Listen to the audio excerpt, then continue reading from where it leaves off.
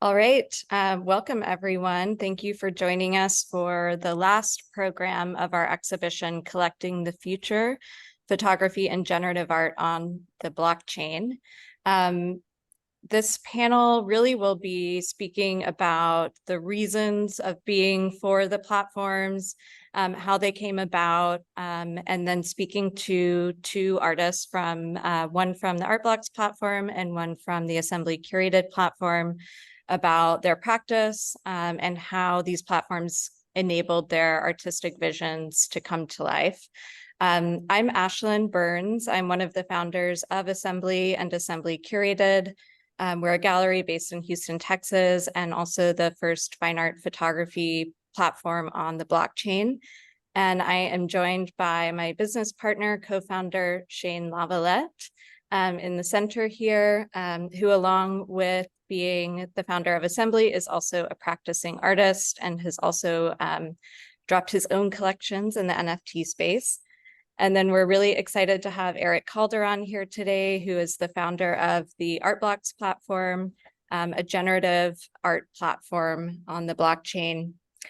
So we're going to begin by speaking to Shane and Erick, and then we will shift to speaking to the artists. But this is a very open conversation, so everyone please feel free to jump in at any time. We will do a Q&A at the end, so you can feel free to chat your questions or raise your hand at the end. And we want to keep this at about an hour, but I'm really excited to hear audience questions too. Before we begin, I want to briefly introduce our artists. First, we have Penelope Umbrico. Penelope's work utilizes the internet as an expansive archive to explore the production and consumption of images.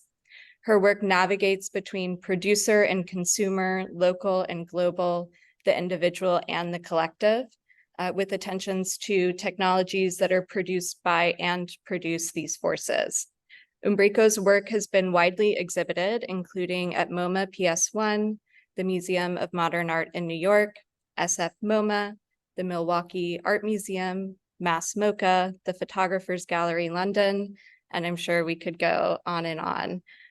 Her work is represented in major museum collections around the world, and she has received numerous awards and grants, including a Guggenheim Fellowship, a Smithsonian Artist Research Fellowship, a NIFA Fellowship, and the Anonymous Was a Woman Award.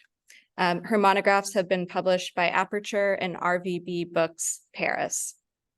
And then from the Art Blocks platform, we have Daniel Calderon Arenas. Daniel is a Houston-based visual artist and educator who creates art with algorithmic code. Dealing with issues ranging from language and meaning to the natural world, he utilizes the element of chance enabled by computer processes to create generative artworks that ask the viewer to consider the world in novel ways. And that's something I want to get into a little bit later, Daniel, is how does the algorithm or the code interact with chance? Because I think in some ways we might think of them as opposing forces, but a lot of the generative art has these two elements within it. So to kick things off, Erick and Shane, I'm going to ask you some very open-ended questions. I know we'll have some traditional art community attendees as well as some NFT community attendees, but could you give us a brief history, very brief history of the blockchain leading up to the launch of the Assembly Curated and Art Blocks platforms? How is it being utilized by artists, and what cultural shifts enabled artists to embrace this technology? I'm going to let Erick kick that off, actually, because I know Erick was working with NFTs before I even realized the potential of NFTs, and I feel like we can go chronologically there. Wow. I mean, yeah, yeah, you emphasize a short history.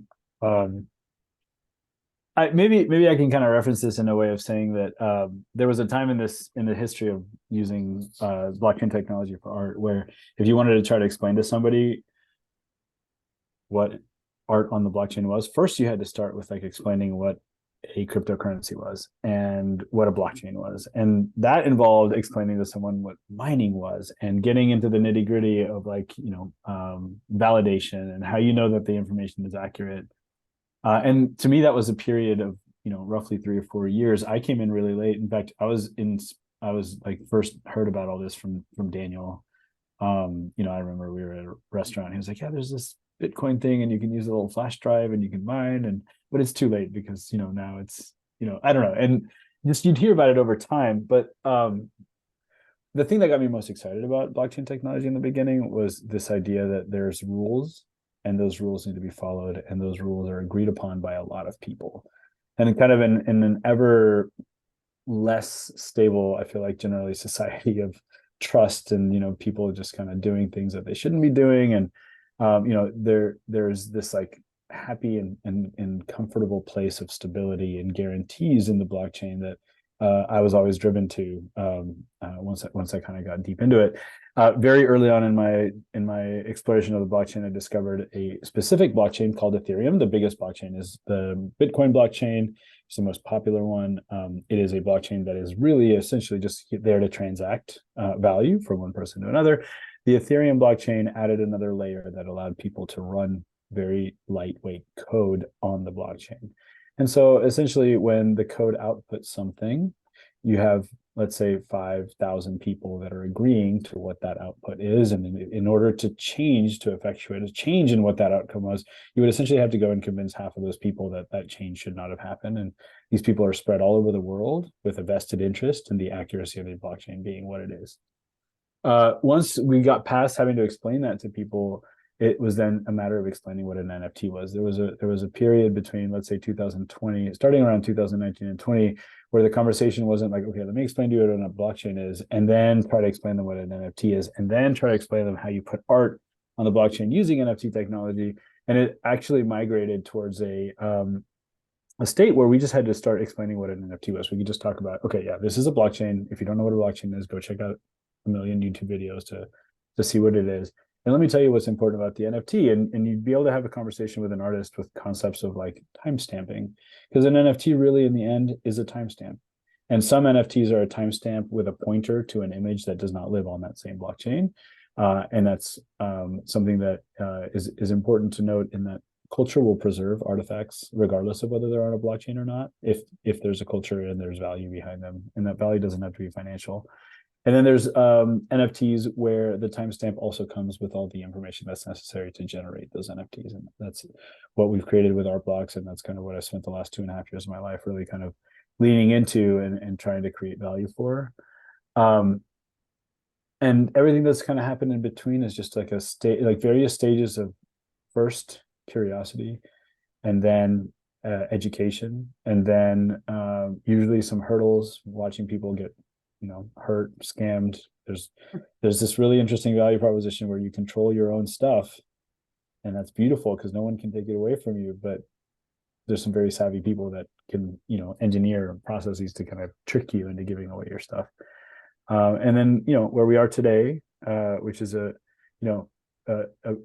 pretty stable, and I'm not talking about necessarily financially, right? Like obviously we have these cycles, but a pretty stable understanding within I think a little bit more into the traditional art world now too, but for sure within our ecosystem of the value proposition of something being able to be created, authenticated, in a way that 100% guaranteed is factual and true.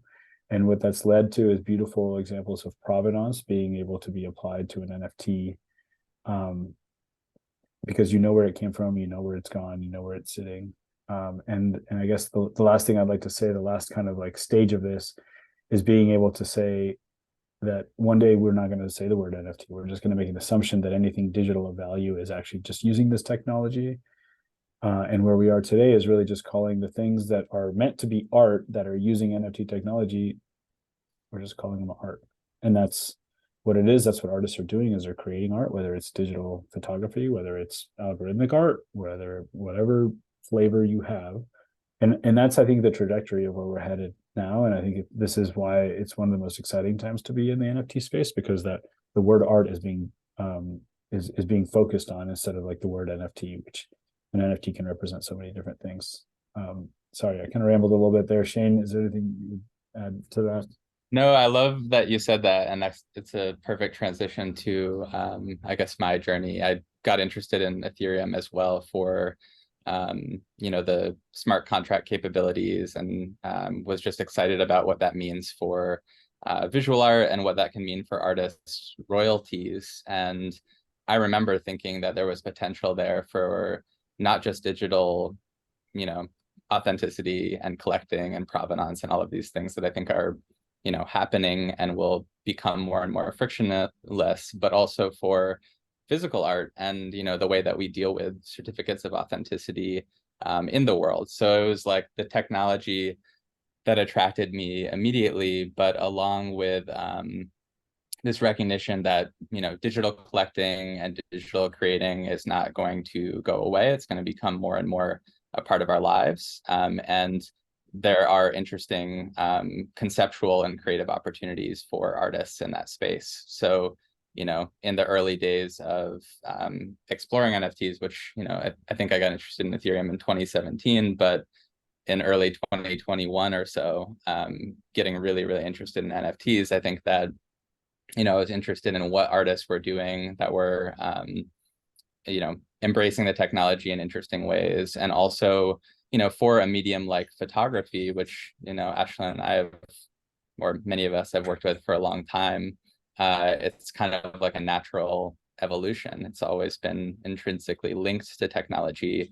Photography, as I'm sure Penelope and others can speak to, sort of desires to reproduce and travel into the world and be experienced in different forms. It's almost like inherently viral and wants to exist in many different capacities. So I think I saw, really early on that this could be an important vehicle for artists to think about in relation to their practice, and thought about in relation to my own practice, but playing the role of helping other artists think through that process. And the same way that we, produce exhibitions or publish books or, print posters and postcards into the world, and, NFTs are another mode of reaching an audience, but of course, allowing for some authenticity and ownership and provenance enabled by the technology.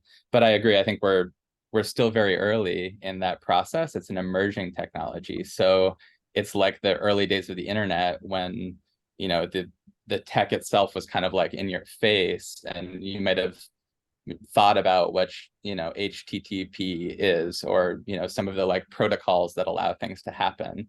And thinking about, what Web3 is and this, decentralized technology, I think, ultimately we'll get to the point where we're not necessarily thinking about how things are happening. It's just, if you're interested in digitally collecting or digitally authenticating something, the technology can be used to enable that and make it more easy. So, and Shane, just to kind of build a little bit on what you were touching on, I think photography as a medium has always grappled with issues of scarcity, value in the market, and authenticity. And so there's something, I think, revolutionary for photography, because when digital photography, came about, the internet began circulating images without credit to the artist. There was a moment in time in digital photography where artists were advised to put a watermark on their image so that people couldn't copy paste.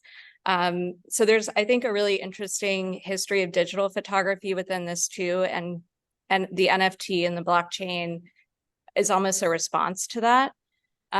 When Assembly entered the space, there really was nobody that we had ever heard of in terms of fine art photography operating in this way, aside from one person, our friend Chris Graves. And Chris was kind of dialoguing with this other photographer who's become very important to the NFT space, named Justin Aversano. And it was very interesting to kind of see these really early moves that they were making, and then how really within a matter of days, some of this stuff really began to blow up, and there became a collector base for photography on the blockchain. One thing, though, that you all didn't mention that I wonder if you can respond as to whether or not you think it was an impulse for the kind of manifestation of the blockchain for artists is the pandemic. So a lot of the generative art and photography that I've seen really, began circulating on the market in 2020, 2021. So do you think that the pandemic had anything to do with this like push to create virtual community and a virtual market for these works? It's a great question. Yeah, well, let me just say that the pandemic is what gave me the time to build our products. So there was no correlation there in terms of like why it exists, but the pandemic has led us to lead a more digital forward life inadvertently. And I think it was inevitable that we would have a more digital and more digital and more digital life over time. I mean, it's just like the trends have been very clear for a long time. I think it catalyzed it to accelerate. And what I think it demonstrated the most is that we as humans do want to be portrayed as individuals, even in the digital world, and have something that makes us unique and individual. And it's demonstrated kind of the value proposition of that individuality being even more impactful because we were at that time just so restricted from having human interaction. So I do think that there was a bit of a catalyst from the pandemic in the NFT / digital art excitement. But I also just really believe in this technology and think it was a matter of time before that happened. I think it might have catalyzed it, but I think it was inevitable. And like as with anything that is new and tech oriented specifically, and maybe even with art, like you have cycles and we go through cycles, and it just happened that the cycle that kind of really got people talking about NFTs for the first time in a long time happened to overlap with the end of the pandemic. Yeah, I mean, I think I remember, reading statistics about there being more virtual collecting happening of physical art prompted by the pandemic. I mean, galleries, of course, were hit hard with, a slowdown in foot traffic and all kinds of other challenges.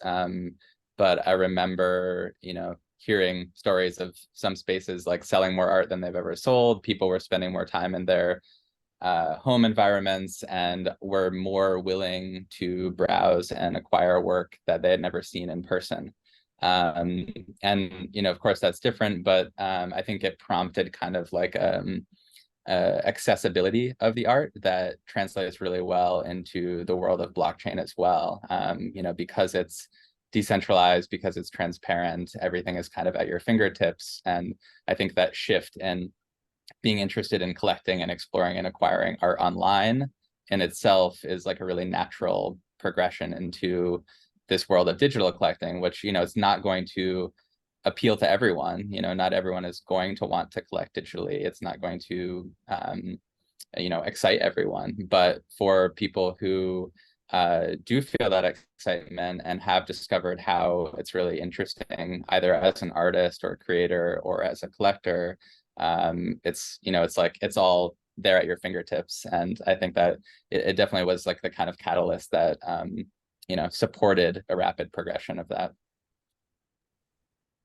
Can you each speak to the development of the platforms and kind of the impulses and intentions to create them, how they differ from the other kind of very large platforms like OpenSea or Foundation, and why they were started? Go ahead, Shane. I think there's, especially with OpenSea and Foundation, there's a little bit more color you can add there. Sure. Yeah, I think so. Going back actually to what Ashlyn was alluding to, I remember we, kind of first were coming into the NFT space. I mean, when we started Assembly, our vision in terms of working with artists was holistic and expansive, and we were working with artists as a gallery does, as an agency does, and we found ourselves really intrigued by the possibilities of Web3 and NFTs, and some of the artists we were working closely with did as well. But one of the challenges in that space is the limitations of the existing marketplaces, and the fact that it's there's literally a sea of images, right? So the the sort of curatorial possibilities weren't being explored so deeply in early 2021. And for us, because of our backgrounds in running nonprofits and curating exhibitions and working with artists in this capacity, we thought, okay, there's a real opportunity here to not only kind of help work with artists and guide them through some of the technical decisions that are at play when it comes to all of this, like owning your own wallet and having your own smart contract and some of the things that can be important for that digital provenance, but also being a little bit of a lighthouse within this sea of images to help people discover work and engage with it in a deeper way. A good example of that that's really, really simple is like some of these marketplaces will,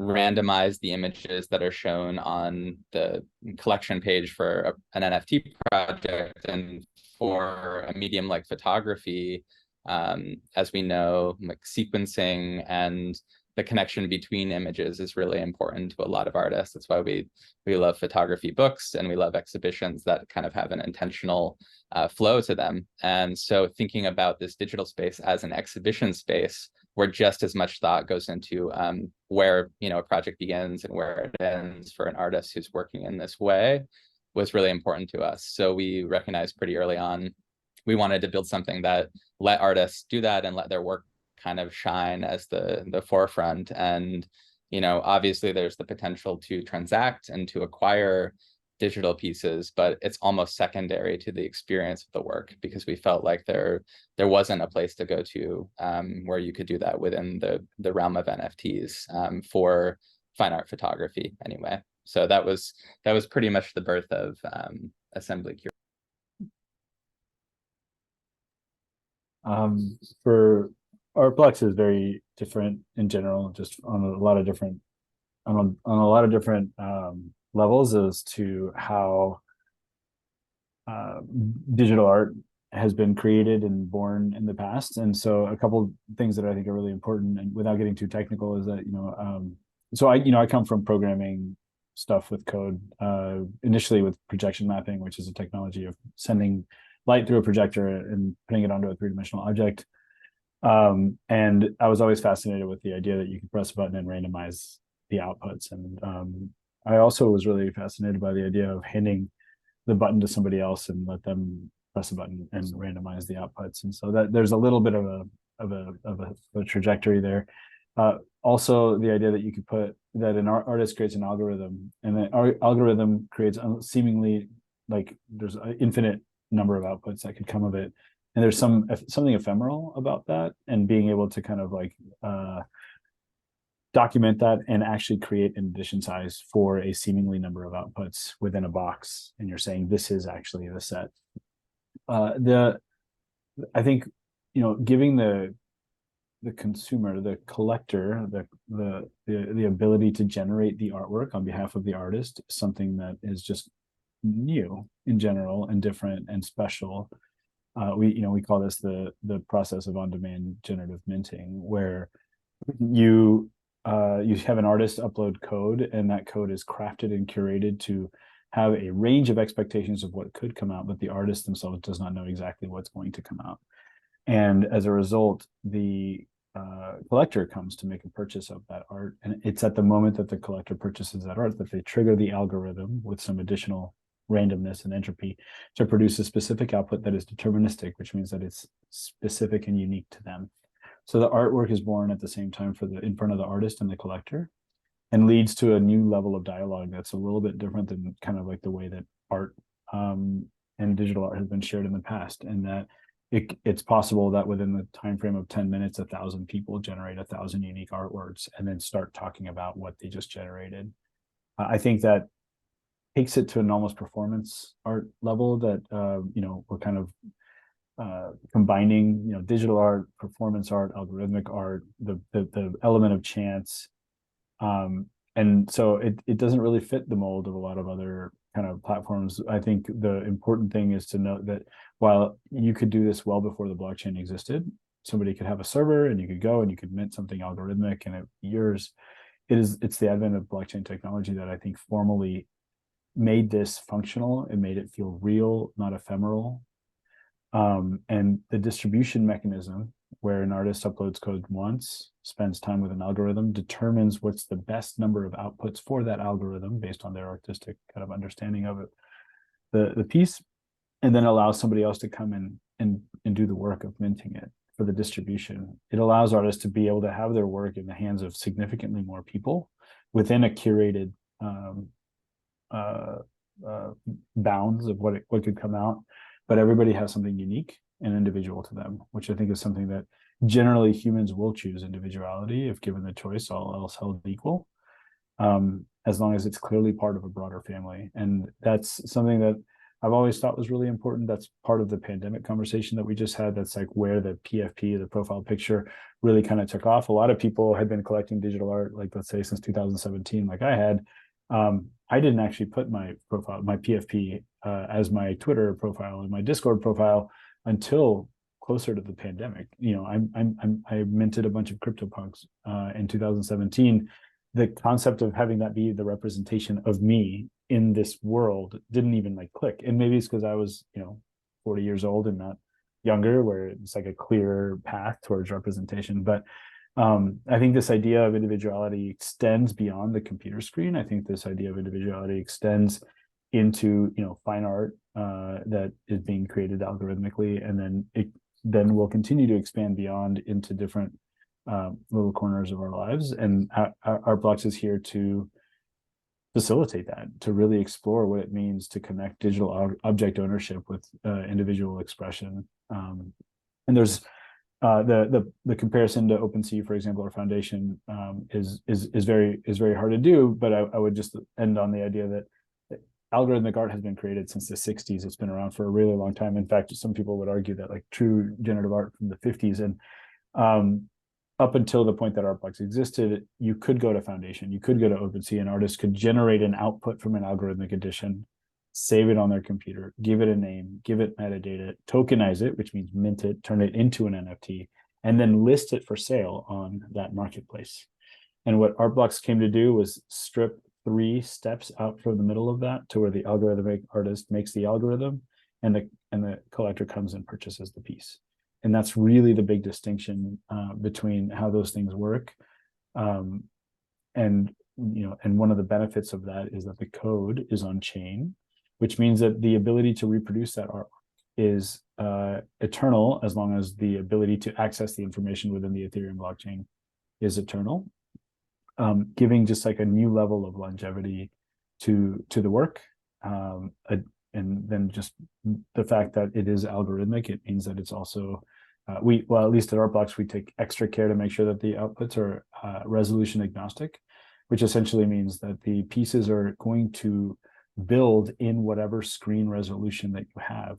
And an example of that, because I didn't think this would be applicable for like 10 more years, is that we had a really wonderful event at a Samsung headquarters in New York. We've actually gotten to do it 2 times, and they have a 3-story screen where the resolution of that screen is significantly more than your typical computer screen or any HD television.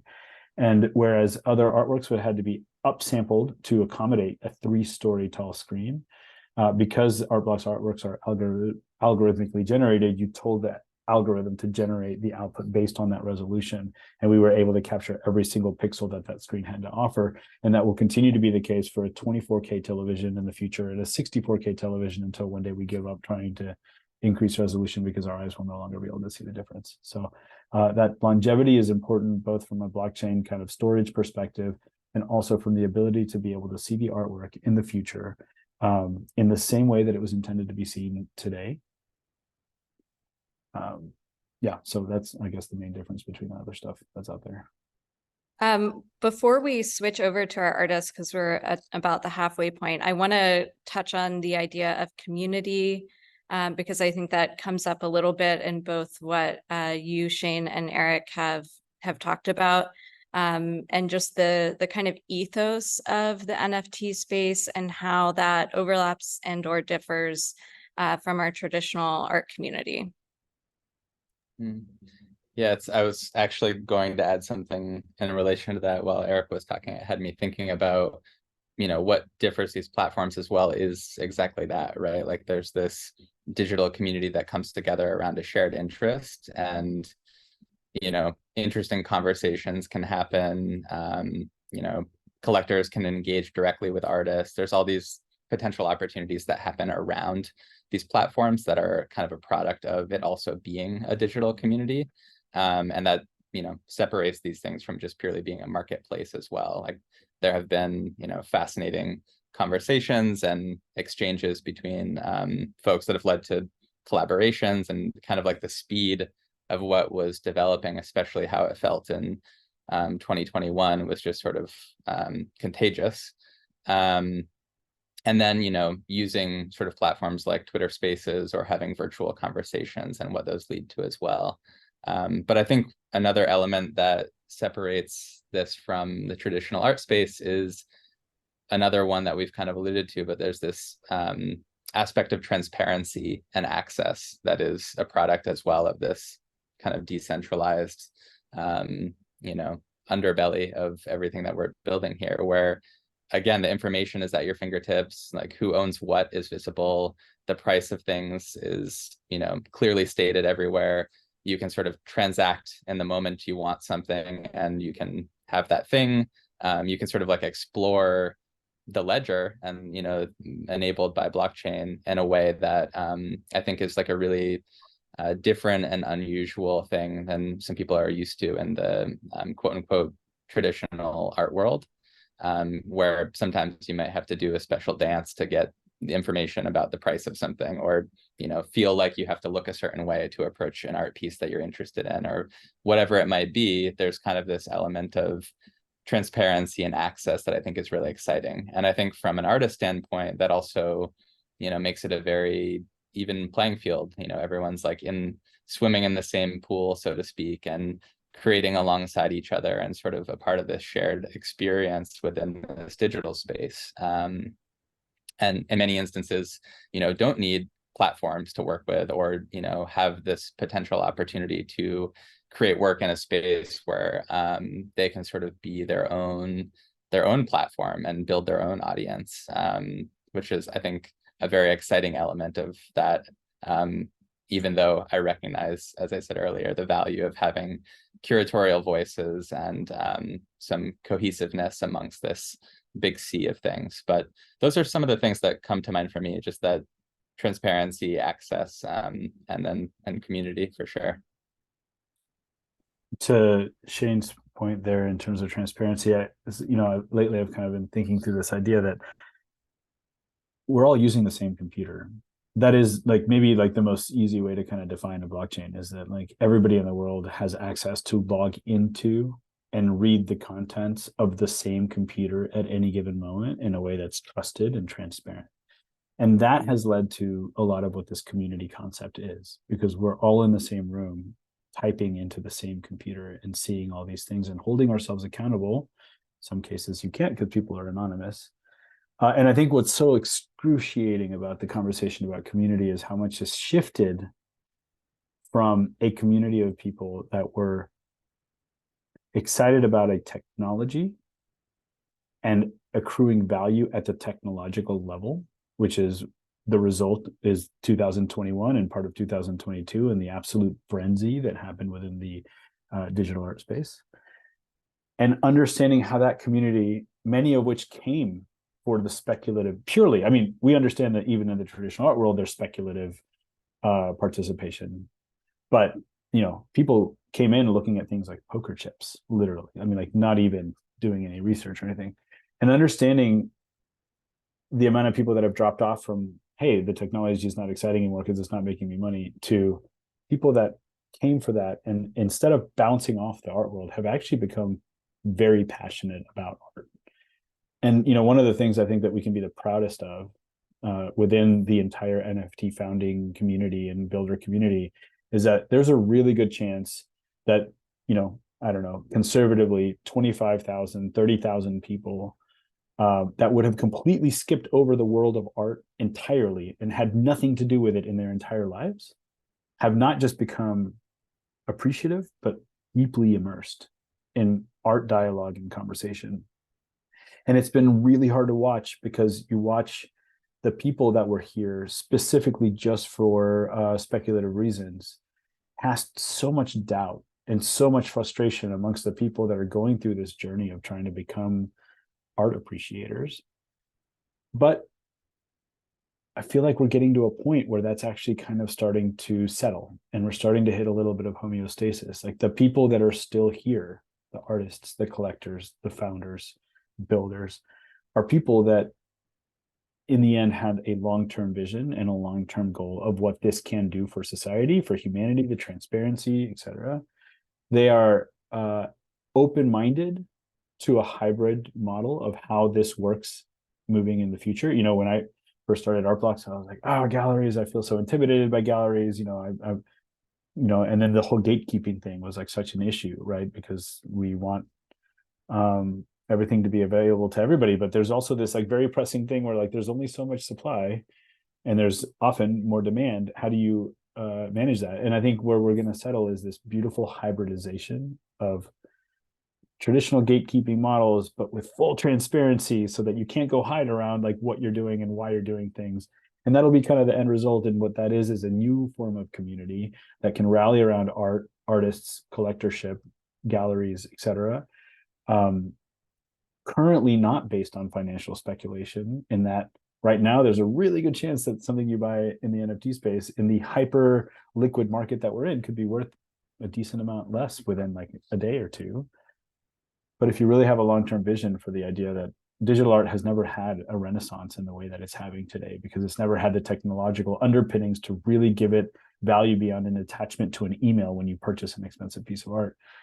All of these things come together into like being the future of what this technology offers for artists. And I'm particularly interested in how this can support digitally native art. So photography is very much one of those things.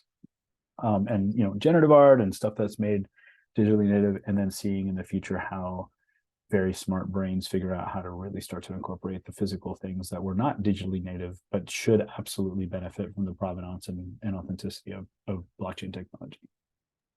I think that is maybe the most succinct and useful way I have heard someone describe community about the space and its shift and evolution over time. And one illustration of that crossover is when Shane and I entered the space with the first project we launched with Alejandro Cartagena. You know, we were thinking, well, we'll offer collectors little tiny prints as kind of a take home. And everyone was like, absolutely not. I have absolutely no interest in the print. I don't want you to know where I live. I don't want you to contact me. And now, you know, after 2 years in this space, there is a very strong interest in the print.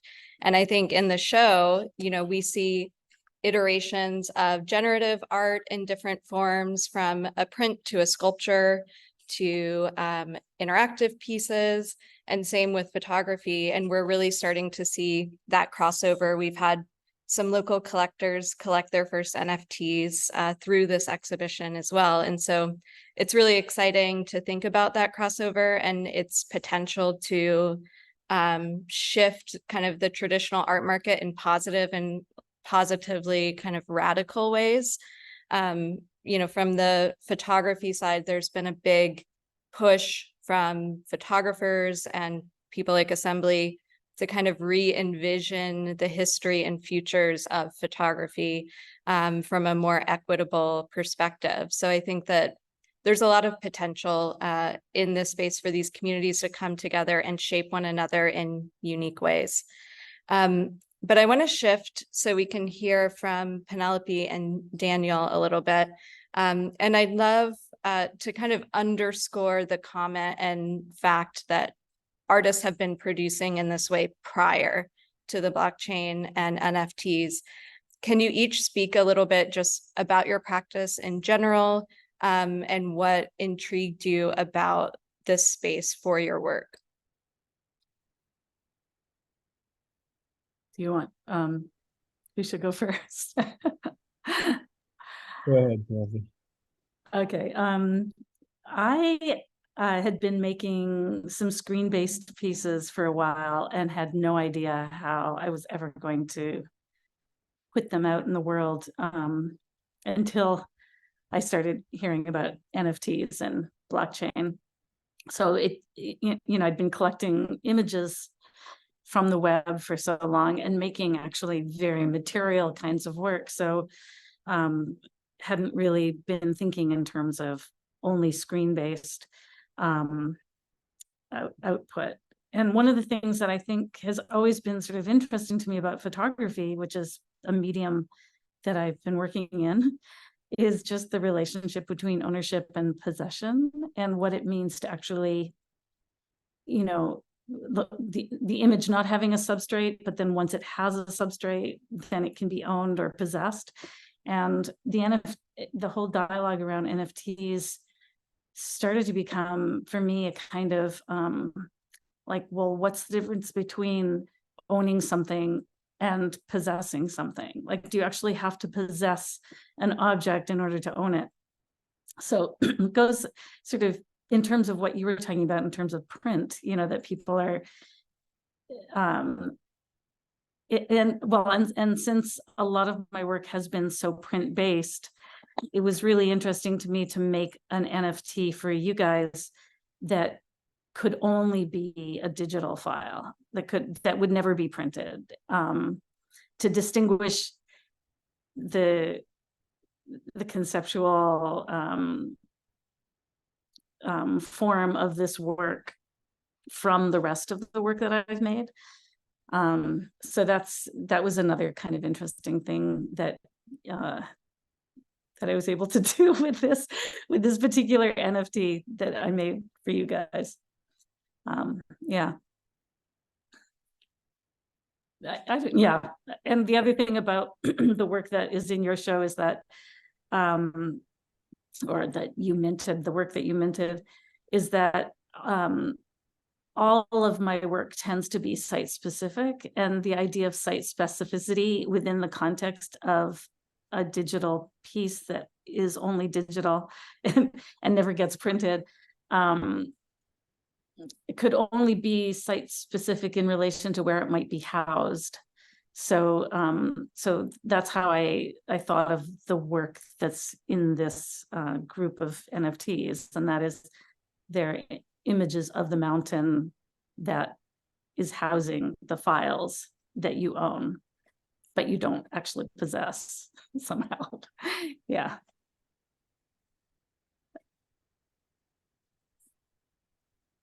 Yeah. Let me, I guess, just talk about where I'm coming from. I studied sculpture in grad school, and during that time, I sort of became obsessed with this idea of Chinese scholars' rocks, which are it's sort of like this natural object that it's appreciated for its form, its unique form, and what was really interesting to me about that is that they all come from this one particular lake or one particular spot in China, and that the supply of these kinds of rocks is limited. And so, you know, I don't know how many years ago, but 100, actually, I think it was like 500 or 600 years ago, there was like some Chinese emperor who became obsessed with these rocks and set out to collect them all. And because of that, the scarcity of them, the prices of these rocks skyrocketed, and they became very coveted and collected by artists and just people throughout that country. And I just loved that idea because basically these rocks were nature's randomness, you know, producing an interesting form, and that's it's sort of kind of where my previous studies in art, I think they sort of overlap with what's happening with generative art and the blockchain. And later on, I started learning how to make websites and learned about you know, databases and how to basically create cells in a database. And there's this thing called a unique ID, and every single cell in a database can be given this unique ID that becomes sort of like the tag that that you use to reference a cell throughout the entire system. And that the thing about that unique ID is that it can never be doubled, or it can never be generated twice. and so I always thought about that concept and thought, that's so interesting that, you can have a string of numbers in a database that might have 1 million entries, and that string of numbers is never duplicated. And that's the unique ID sort of translates to me to the various places in the blockchain use a similar concept called a block hash or a token ID. But there was a time I think it was 2019 when CryptoKitties came out, and that was like one of the first really popular blockchain, I guess, projects that used art. And the idea was that each kitty is born from this unique string of numbers and letters. And then you can take these two kitties or cats or CryptoKitties, they each have unique IDs, and you can breed them. And then by breeding them, you're joining these two strings of numbers and letters and generating a new one. And then that new string generates a new kitty. And so like this idea that like art can be made from these random numbers and letters in a way sort of connected to me to the way that nature creates randomness through the rocks in ancient China. And so around that time, I've been playing with computer code a little bit here and there and doing some website kind of stuff. And then I learned processing, which is the programming language that's basically like an entry level tool set to make visual output on a computer. And I started learning that language, and I think things escalated from there for me to where I was exploring generative art through different ways. In grad school, I made a work that involved a physical implementation of the same concept of generative art, which is it was basically a table with a rotating rock on it and a projector and then a camera. And every time that the rock would stop, it was on this rotating platform. So it would rotate and stop, and then it would project a phrase onto the rock, just some words. And then a camera would automatically snap a photograph of it, capture that unique pose of the rock and those unique phrases, and then send it directly to a printer, and the printer would automatically print it out. And it was sort of like the basic physical version of this whole NFT blockchain movement, I guess. And at the very base of that project was a string of numbers and letters to capture the string of numbers and letters captured the unique rotation of the rock, the unique phrase of the rock. And so it was recallable. You could recall those outputs in physicality by just punching in those numbers and letters again. And so, from there, I didn't really get a really, I guess, big reception to that kind of stuff in grad school, I think, because, it was pretty early and I really didn't know what I was doing. I was just playing and exploring. But as soon as the pandemic hit and, like as an artist, I'm at home trapped in a house, like, I don't know what to do. And, the access to the studio I was using kind of was cut off, so I couldn't work with other materials. And so the laptop and the computer became my primary tool. It's right here in my house. It's in my bedroom. I don't have to, like fill the room with dust and clay and, things like that. Just, it's clean and really easy to use. And so I naturally just went all in on the computer. And with the launch of Art Blocks, it was just an absolute like certainty that this is a direction that my artwork, needs to go in. And, there's an audience for it, and there's an incredible community around the generative art that's happening on the blockchain. And so it was just like that's how I kind of got right into making generative art. And I've basically been working out of my laptop for the last 3 years, just since the pandemic. But and that's kind of my story into all this. Yeah, I love that transition from the physical to the code-based. And I think it's really interesting for people to hear kind of how you're thinking about that helped shape it. And I wonder if you could each speak a little bit about the specific projects that are in the show. Daniel, your Generative Systems 2, and Penelope of Swiss Fort Knox. and kind of how you think about them within a cultural context. So like, what does it mean to be making that work right now? How does it relate to the world that we're living in? Well, for my project, it was a project that I started. It's part of a larger project that I started actually in 2014, I think. And it began when Aperture, which is a publisher that I've worked with, asked 10 artists to work with their books as part of their 60th anniversary. And I was looking at their Masters of Photography books, and I was kind of struck by the fact that, I had actually been noticing for months beforehand that there are a lot of pictures of mountains in photographs.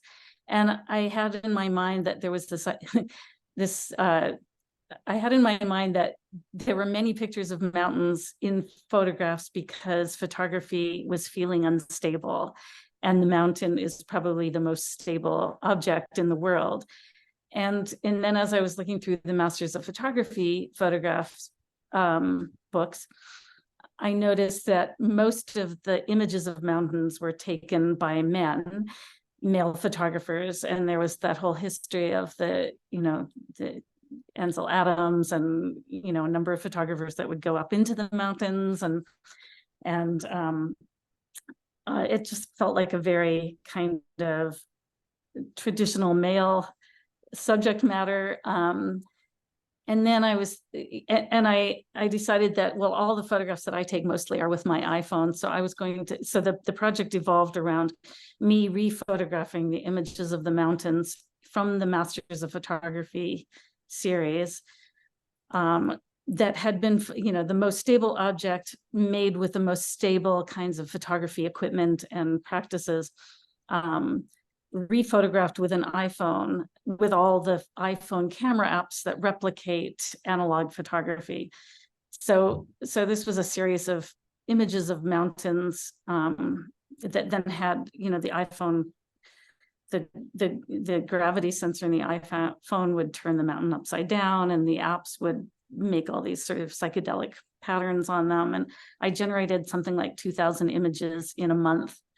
And so that was for that show. And then I've done a lot of more site-specific pieces with mountains, because people have asked me to be in shows.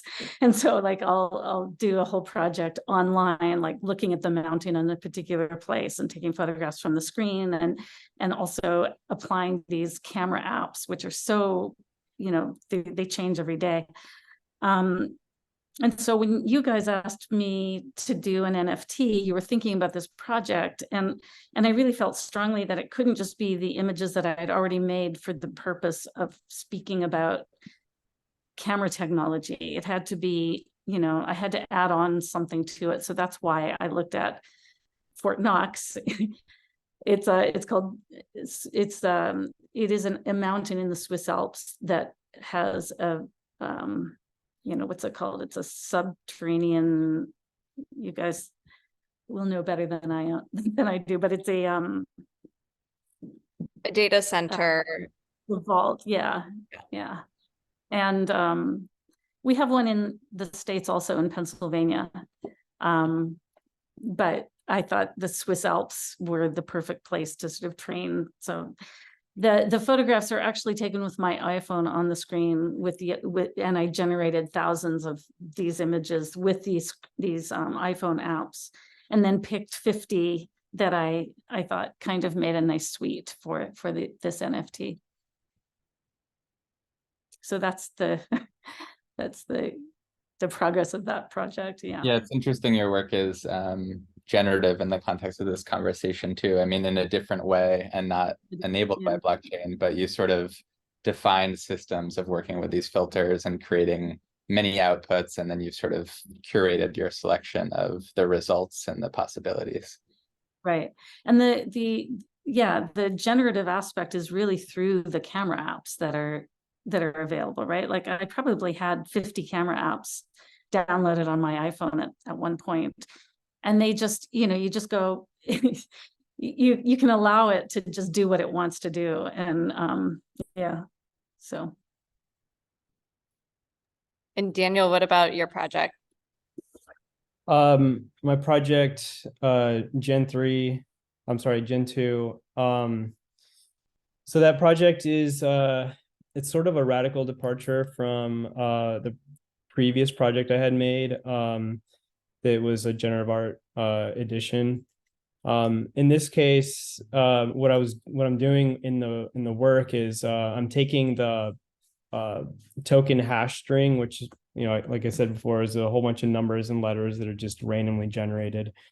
And I'm basically interpreting it. I'm reading it from left to right, and turning it into basically a bitmap. So a grid of pixels that are either turned on or turned off.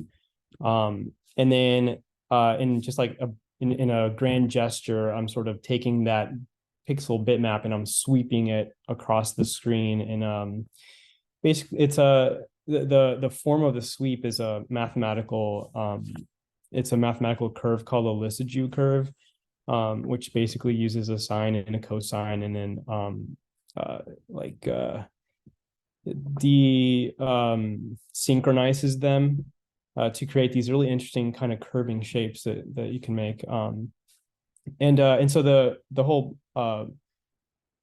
idea of the work is to interpret this random string of numbers and letters into something visual and something that's colorful and something that's different and exciting and just visually stimulating. And the result is what you see, which is basically a very colorful, busy visual output. But there's also little touches in there that I put in. For example, the work is not really revealed in its full entirety until you click it. So the user participates in the revelation of the piece by, when they click the screen, there's two curtains that sort of open up and reveal this shape that's just a algorithmic, mathematical, colorful form. And that again goes back to some ideas that I learned about in grad school, which relate to those scholars' rocks again. These scholars' rocks were kept in these gardens in China, and these gardens are these beautiful places where you walk through and you see these sites. And one of the ideas there is that the pagoda inside this Chinese garden would usually never be shown or never be visible in its full entirety. So there's either, trees blocking the view when you're standing at this angle, or when you walk around to the other side, there's, something else blocking the view. And the idea is that desire to see the object in its entirety is sort of like a journey. And so that, little elements like that kind of creep into the work. And then there's also Easter eggs, surprises that I put in. A lot of people don't even know this yet, but when you click on the work 20 times real fast in a row, it causes a whole bunch of confetti to fly from the sky. And, it's just like little things like that you can do with generative art and with computer art. And it involves the viewer. And it's like a strange dialogue that you can have as an artist with the collector. The work is just it's a playful, fun exploration of this blockchain technology that ArtBlocks has created for artists to use, and that's kind of what that project is. Is there any kind of conceptual dialogue with video games with this? Absolutely. Yeah. Absolutely. Yeah. So I'm always digging into like my influences or things that kind of shaped me as a kid, and I grew up playing video games, and it was basically my life back then. I think there's a whole generation like me. So a lot of those colors and a lot of the sort of bitmap like pixelation, it comes from that 16-bit era, games like F-Zero and Legend of Zelda. And so there's also the idea that you can make a generative edition means that there's this concept of rarity. and works can be more rare than others. And the algorithm decides these things. And so inside that work, there's a small set of rare outputs that feature like literally little sprite characters from old video games, and they're flashing a whole bunch of colors and lights, and it's just it's meant to kind of as a kid we also collected comic cards and baseball cards and things like that. And when you buy a pack of comic cards, you never know what you're going to get in the pack, right? But the rare cards were the ones that were holographic and shimmery and shiny. And, first thing you do when you open up the pack of comic cards is you sort of spread them out and see if you catch a glimmer of color from a hologram. And so, the idea is that with this project was like, I wanted to kind of bring that experience to the minter, the person who's minting the work. They don't know what they're going to get, and they might get this like shimmering holographic output. And so there's some of those are mixed into the batch, and it's part of the fun. Amazing.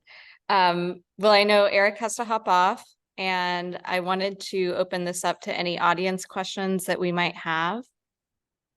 I just want to say thank you very much for having me. I'm so sorry that I have to drop off, and this is such a pleasure to hear you guys talk about the platforms. Yeah, it's really nice to get to be in. And I love what you're working on. It's pretty awesome too. And everybody in this room, we're making some good things for this ecosystem. So thank you guys very much for having me, and congrats on the exhibition. It's beautiful. Anybody that's in Houston or travels, come check it out. Thank you so much, Erick. Thanks, guys. Bye. And for those who are still with us, the show is up for just one more week. So please stop in if you're in Houston. You can also watch our prior panel with institutions on our YouTube channel, as well as a video walkthrough of the exhibition that we did, that Erick and I did in the gallery. If you have any questions, now is your time. I don't see any coming in.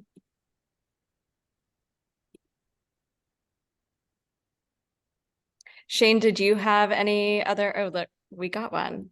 Here it is. The question is, how many artists do you see converting to utilizing NFTs to communicate with their collectors? That's an interesting question. I wish I had a crystal ball, but I think something we've seen through this exhibition is just how interested our traditional art community is in learning about the technology, why artists are using it, what the potential future of it might look like. And it is like those of us in the photography world know, technology changes very rapidly these days. And so I think kind of as Erick alluded to, we will see it become more and more a part of our daily lives, whether it's through art or other transactions that happen on the blockchain. I'm curious what everyone else thinks. Yeah, I mean, it's the way the question is phrased is interesting because it kind of implies like shifting over to working in this digital space. And maybe I hinted at this earlier too, but I just see it as an extension of like the possibilities of artist practice along with everything else that everybody does in the world. And that will be the case for, of course, galleries, publishers, platforms, anyone who's kind of working in the world and working at that intersection of art and engagement in some form with an audience. So I think there's a lot of work that needs to be done to make the process easier for artists and easier for those experiencing the work and collecting. But I think we'll be moving that direction. We'll continue moving that direction. So when things become more frictionless, it will become easier and easier, right? I mean, again, we talked about like just thinking of collecting digital art and not even necessarily using the term NFT, which is maybe sometimes for people a charged term. And it is just what it is. So I think artists, when we work with artists, we definitely encourage them to consider the conceptual possibilities that are enabled by the technology and consider which work and why it can make sense, but equally so to consider if it doesn't make sense for the work, or like if you're an artist and you work in making exhibitions or printing books, for example, you don't necessarily just create everything as a book. You sort of think about some intentionality to, you know, what you're putting out into the world and why. So that's the most exciting part, is when artists are kind of shifting over and they're like, oh, here's, you know, I think we've even encountered a few examples of some artists that we've worked with. Barry Stone is one of them. You know, he's had these works that he had created and worked with, and it was like the technology appeared and it was the perfect form for it to live in. So I think a lot of artists are experiencing that as well, as like, oh, now this has arrived. There's the potential for this work that I've been thinking about, or this conceptual gesture, to be realized. Yeah, it's a tool like any other tool, right? That comes along, and people thought the same about photography when photography came, you know, and video. And I think, to add what you're saying, Shane, the thing to be thinking about is people who do it just because they can, or people who do it because it makes sense for the work that they're doing, right? And so you're talking about the application of this particular tool when it makes sense conceptually or formally with something that you're working on.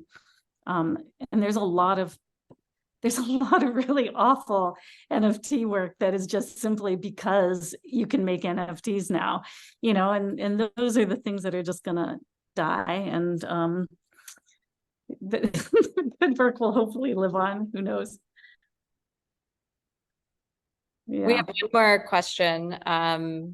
Oh, sorry, Daniel, were you gonna chime in there?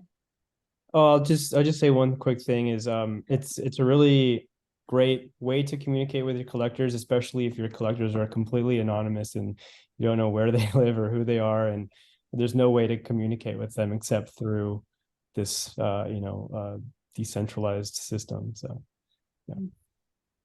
Our next question is from David. He says, I think one of the most exciting things about the blockchain is the ability to customize the smart contract so that the artwork has a dynamic life after it's created. What do y'all think about using that creatively in your work? I haven't thought about it. The only thing I've thought about with the contract is the idea of continued sales and getting, you know, part of some of the next sales, which is kind of interesting from the point of view of like an artist who, you know, makes very little money anyway. So, Are you talking about the secondary market, Penelope? yeah, the secondary market and the commissions that come off of that, which is really unusual in the art world. And that's actually kind of exciting as an artist, but you know. Yeah, I think that's an excellent question, because what smart contracts enable is a whole new way of experiencing an artwork after it's been created by the artist. And I think the smart contract and its, I guess, dynamic life after, you know, giving the artwork dynamic life afterwards, it's a totally unexplored territory. I mean, if you can imagine all the things you can do is, you know, like, for example, if a artwork were to trade 3 times, then the artwork could change. Or if you take this artwork and you collect it with another artwork and they're both living in your wallet, maybe those 2 artworks can form into a third artwork. You know, there's all kinds of stuff that's just out there, and the sky's the limit in terms of imagination. But you know, that's a really interesting area that I think warrants a lot more exploration.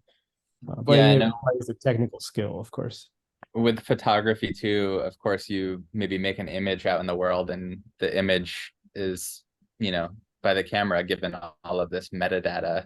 And I know there's some photography folks that are become interested in generative art and are exploring possibilities of how to utilize the metadata of the images in interesting ways that alters the images, and to do that fully on chain and creative ways that similarly could, you know, change them depending on the time of the day, or, you know, the artwork itself can alter over time. So yeah, I think the creative possibilities are kind of expansive and definitely exciting.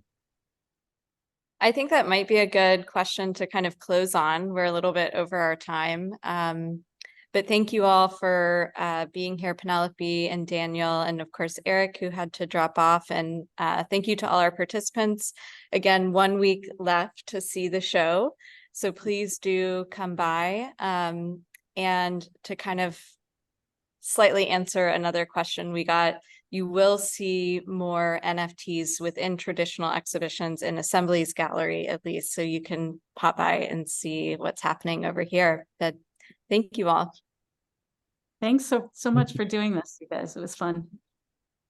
Yeah, thank you for having us. Awesome.